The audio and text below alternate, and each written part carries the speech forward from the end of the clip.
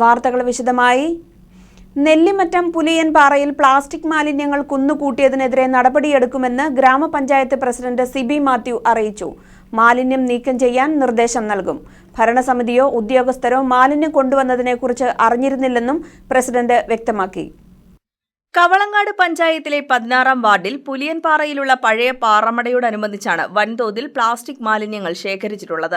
ഇതിനെതിരെ മുൻ പ്രസിഡന്റ് സൈജൻ ചാക്കോ പരാതി നൽകുകയും KCV വാർത്ത നൽകുകയും ചെയ്തതോടെയാണ് അധികാരികളുടെ ഇടപെടലുണ്ടായിരിക്കുന്നത്.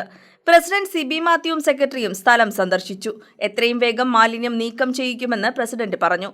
ഇവിടെ പ്ലാസ്റ്റിക് റീസൈക്ലിംഗ് യൂണിറ്റിന്റെ പ്രവർത്തനത്തിനായി അപേക്ഷ ലഭിച്ചിരുന്നെങ്കിലും പഞ്ചായത്ത് അനുമതി നൽകിയിരുന്നില്ല. നിയമാനുസരണം എന്ത് നടപടി ഇതിനകത്ത് സ്വീകരിക്കാമോ അതിൻ്റെ ഏറ്റവും ഉയർന്ന ഒരു പിഴ ഇതിനകത്ത് ചുമത്തിക്കൊണ്ട് ഇവിടെ നിന്ന് ഈ സാധനം മാറ്റുന്നതിനുള്ള നടപടികൾ അടിയന്തരമായി പഞ്ചായത്ത് കമ്മിറ്റി ചെയ്യുന്നതാണ്. അതിനുവേണ്ടുന്ന നിർദ്ദേശം പഞ്ചായത്ത് സെക്രട്ടറിക്ക് നൽകിയിട്ടുണ്ട്. പഞ്ചായത്ത് ഭരണ നേതൃത്വവും രാഷ്ട്രീയ നേതൃത്വവും അറിഞ്ഞുകൊണ്ടാണ് മാലിന്യം തള്ളിയതെന്ന ആരോപണം പ്രസിഡന്റ് നിഷേധിച്ചു.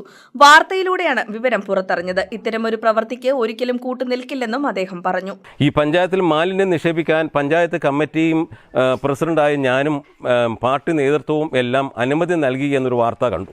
ഒരു കാരണവശാലും അങ്ങനെയുള്ള ഒരു നീക്കവും ഞങ്ങളാരും അറിഞ്ഞ കാര്യമല്ല. ഇങ്ങനെയുള്ള ഒരു കാര്യത്തിന് ഒരിക്കലും ഞങ്ങൾ കൂട്ടുനിൽക്കുകയില്ല. News desk KCV news.